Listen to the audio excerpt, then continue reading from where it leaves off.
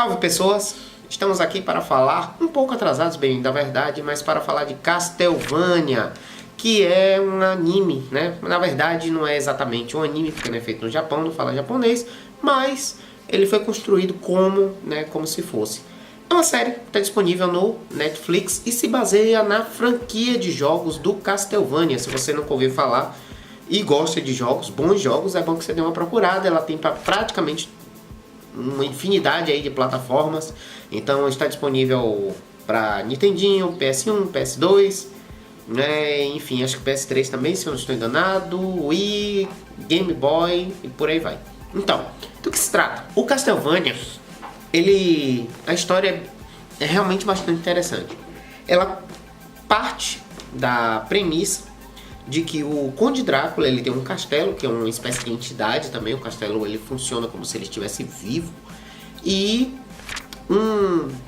uma família, né, que é a família dos Belmont, eles se propuseram a fazer a caça dos vampiros do mundo e são os principais inimigos do Drácula. Originalmente o jogo ele é de 1986, ele foi lançado para Nintendinho ou NES, que saiu inclusive uma versão clássica recentemente. E a princípio o jogo foi pensado como uma forma única. Era um dos personagens, um dos Belmont, ele ia lá e invadia o castelo do Drácula, o Castlevania, né? E você tinha que derrotar o chefe, o boss, que era o próprio Conde Drácula. Esse jogo ele foi lançado em 1986, porém a série ela não se baseia neste jogo de 86, mas no jogo de 1990, o Castlevania 3, que também é para Nintendinho e que na época foi considerado inclusive um jogo revolucionário pela sua mecânica, pelos seus bons gráficos e pegando, claro, carona no sucesso do Castlevania, né, o primeiro. Embora o Castlevania 3, ele se chame 3, ele se passa, na verdade, temporalmente antes do Castlevania 1, o jogo. E aí, basicamente, é o seguinte, o Conde Drácula, ele tem sua esposa assassinada, que era praticante de medicina, ela era médica. E isso pela igreja era visto como bruxaria, e em função disso ela é condenada como bruxa e queimada.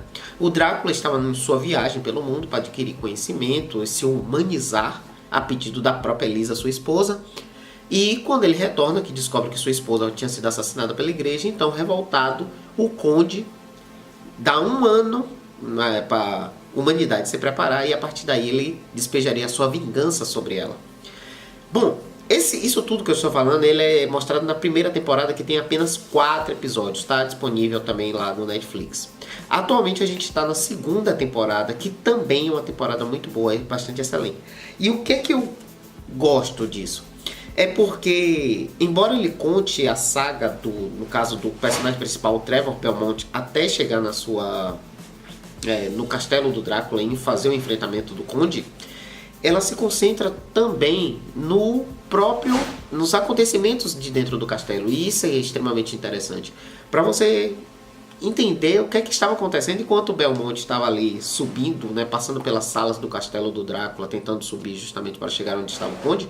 O que é que o Conde exatamente estava fazendo? Ele não estava simplesmente sentado esperando que o Trevor viesse ali para matá-lo, né?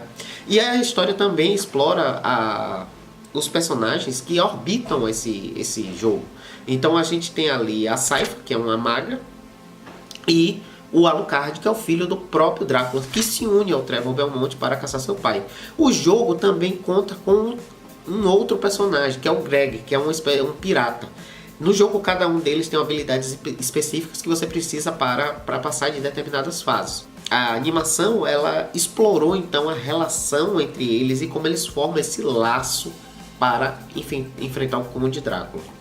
É extremamente interessante pela abordagem feita, tanto na relação entre os personagens, principalmente na construção da amizade entre o Alucard e o Trevor Belmont. Afinal, é um caçador da sua espécie, em que pese o Alucard não ser exatamente um vampiro, mas um vampiro, que é na verdade um ser híbrido entre humano e vampiro. E a própria relação do Drácula com sua corte das trevas. Outra coisa interessante é que eles introduziram elementos de outros jogos, fazendo uma amarração da franquia dentro dessa animação. Então você vai ter ali, por exemplo, elementos do famoso Symphony of the Night, que é um jogo também da série Castlevania que saiu para o PS1. É um dos mais famosos justamente pela sua qualidade gráfica, sua qualidade sonora e sua mecânica de jogo não linear, que acabou dando assim deixando o jogo em bastante evidência na época que ele foi lançado. Então você vai reconhecer muito dos elementos do próprio Symphony of the Night. Você também irá reconhecer alguns elementos do Lament of Innocence, que é um jogo de PS2, e do próprio Curse of Darkness, que também foi um jogo de PS2. Então vale muito a pena. Se você gosta de contos na linha de horror, animação nessa linha, curte jogos, já jogou Castlevania, a animação está muito bem feita, está muito bem baseada, está muito bem amarradinha. É uma recomendação aí, nunca mais fizemos. Então vá lá, assista Castlevania e se divirta. Então, obrigado por vocês por nos acompanhar até agora, né? Se gostaram desse vídeo, dê aí seu like, compartilhe com os amigos, espalhe a palavra. Grande abraço, valeu!